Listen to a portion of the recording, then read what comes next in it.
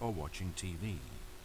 Every input on this device monitored not the functions of a machine, but of a human being. And the reality began to sink in. Stanley, like so many other people, reduced to images on a monitor, had been under someone's control, always at the mercy of this machine. Could this have been the only reason employee number 427 was content with his boring job? That a machine had altered his emotions to accepted blame? He began to feel an unbridled rage, and at the peak of his anger, something happened. A spark. Stanley looked up and saw the generator overhead, still providing some small amount of power to the machine, keeping it alive. And knowing that this generator was all that kept the controls running, Stanley moved to the ladder in the back of the room and began to climb towards the rafters. Okay, this is a really, really elaborate setup. Are we inside someone's brain, or are we... what are we doing? There is a theory that if you have a button that's hooked to a wire that's connected to your brain, and that every time you press the button you feel happiness or pleasure, what would happen is that you would just keep pressing the button. Like, you feel hungry, you press the button. You feel lonely, you press the button. And so you just kind of keep spamming the button until you die, basically. So the theory is that, if a person is happy all the time, they can't actually function because they won't do the things they need to do that allows them to survive. So I guess it's in a way that's what drugs are. Like, if you give someone free drugs that makes them happy all the time, then they just kind of spam the drugs until they die. Because you can't actually function like that, which is a little bit depressing. I mean, you can't actually be happy all the time. We've had only two branching paths, I think it was, upstairs and downstairs, and then left door and right door. The higher Stanley climbed, the closer he felt to freedom, the further from enslavement. That, of course, is a fairly common theme in storytelling. Like, if you descend, you usually descend into hell, into some sort of cave or something like that, or if you go up, you are transcending and you are freeing yourself. That's not too... What is that? Engage generator, disable generator. The narrator doesn't tell us what to do this time.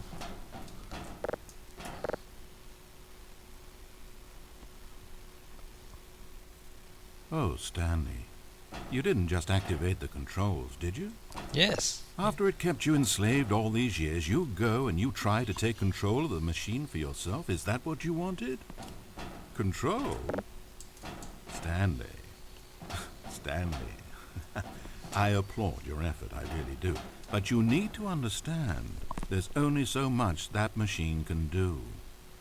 You were meant to let it go, turn the controls off and leave.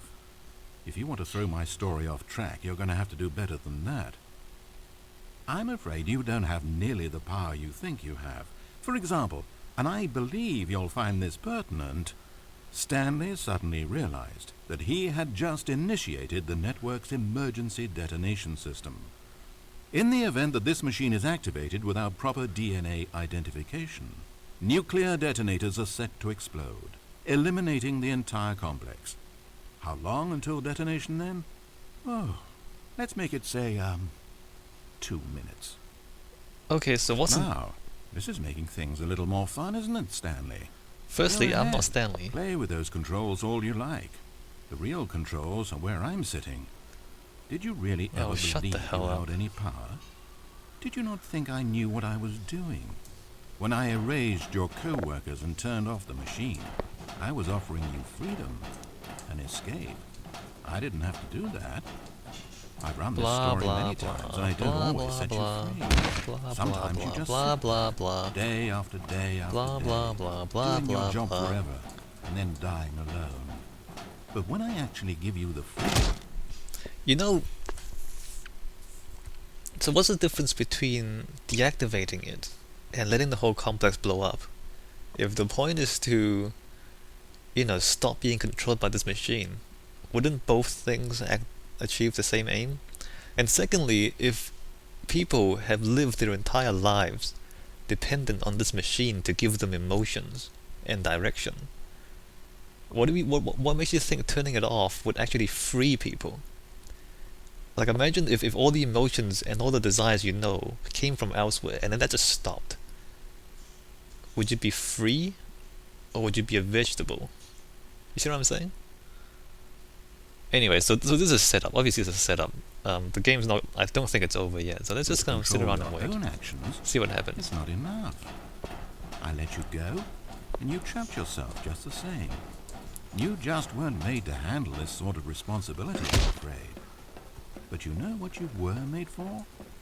Pushing buttons. You get it now? Oh, I'm enjoying this. Tell you what, I'll throw some extra time on the clock just because I'm having so much fun. There we go. You see, I want to watch you for every long second you try to puzzle this out. After all, it should make sense, right? The timer, the nuclear detonation, the mysterious facility, it's all here. This is a video game. Except for one thing there, hero. You've got no weapon, no vehicle. You don't even know where you're going. When you saw that timer, you just instinctively started trying to find an exit, didn't you? No, I didn't. In fact, I bet you're still looking for a way out. I bet you're clicking on everything in this room, trying to open doors or vents or something and solve the puzzle. As though this game has a solution, as though it can be won. Actually, I'm just waiting for the counter to count down to 0. This is the problem with this thing. Like, the game tries to tell you what you are, and it doesn't work. It doesn't work. Alright, let's just wait this out. That timer is not a catalyst to keep things moving along.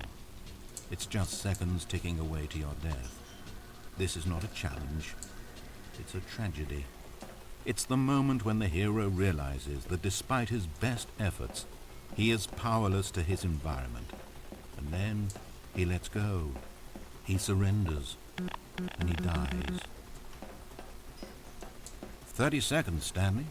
30 seconds. Until a boom, and then nothing. No ending to this story, just you dying.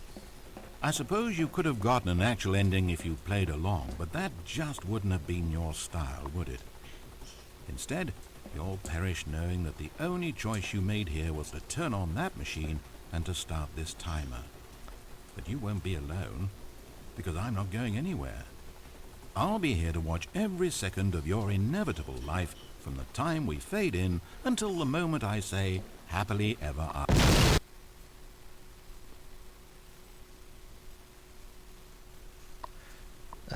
I don't see the point of that. I don't see the point of that whole story.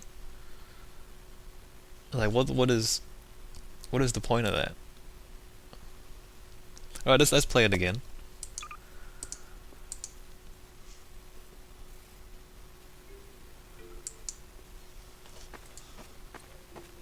Stanley decided to go to the staff lounge to check on his co-workers. He never functioned well by himself and constantly needed support and guidance from others, so the thought of total solitude was terrifying to him. When Stanley Where are we came to a coming set again? of Oh, two left, that's open right. doors, he entered the door on his left.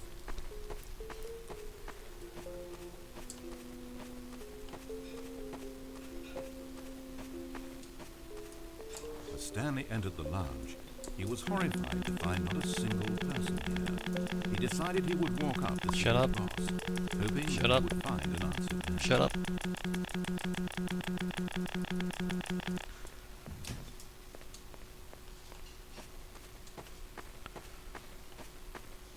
Coming to a staircase, Stanley walked upstairs to his boss's office.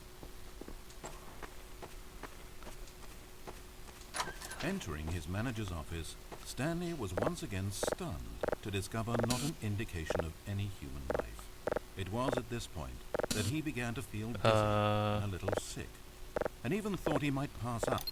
Yet incredibly, by simply pushing random buttons on the keypad, Stanley happened to input the correct code by sheer luck. Amazing.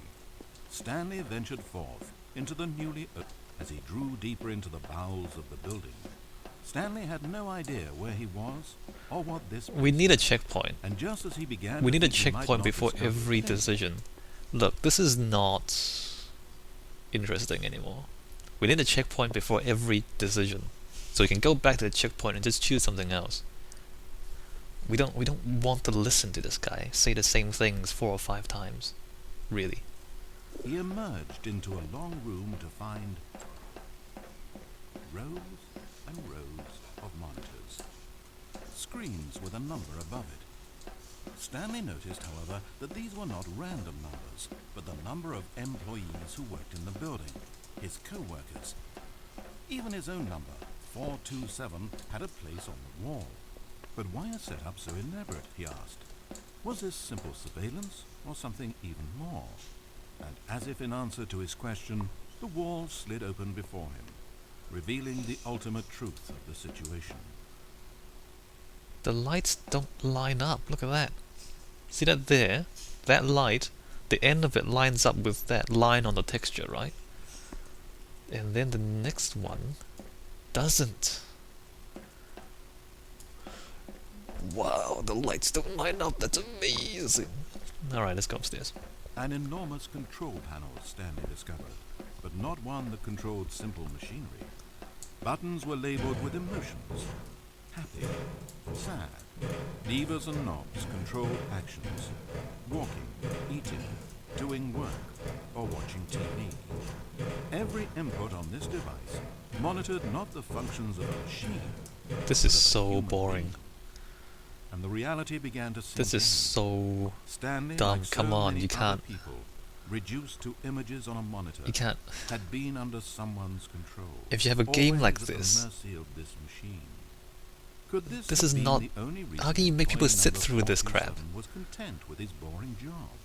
That a machine had altered his emotions to accept Oh it finally. no. He Come began to on, feel an checkpoints. unbridled Checkpoints. rage. And at Checkpoints. the peak of his anger, something happened.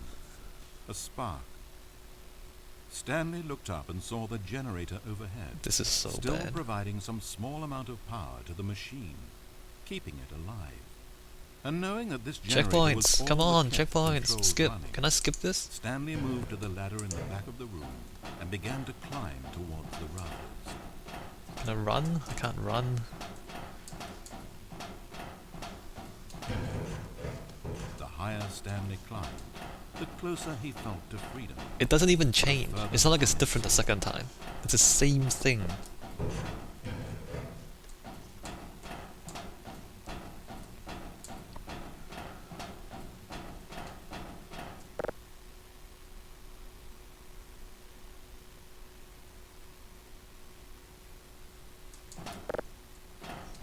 Okay. Then what? I disabled it. Blackness, power gone, I knew it. all alone. And then I can't see the door. Oh, there it is. Yeah, well, now what? as he stepped through the door into the fresh outside air, a feeling of liberation rushed through Stanley's body. He had seen power, he had seen enslavement, and he had destroyed it. The underling was in control now.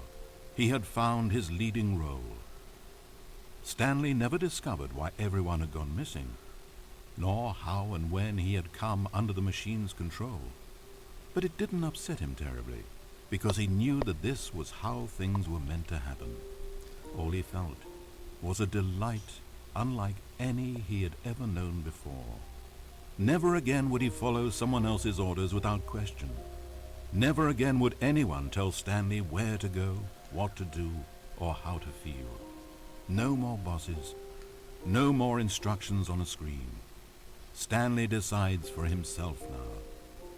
And he stepped out into the world, and he felt the cool breeze upon his skin, and Stanley was happy. Okay, that's funny. that has to be on purpose. You follow his instructions, and it tells you you're free. Okay, that must be on purpose. That must be the irony. I mean, that can't be actually what. They must be saying the opposite of what they mean, right?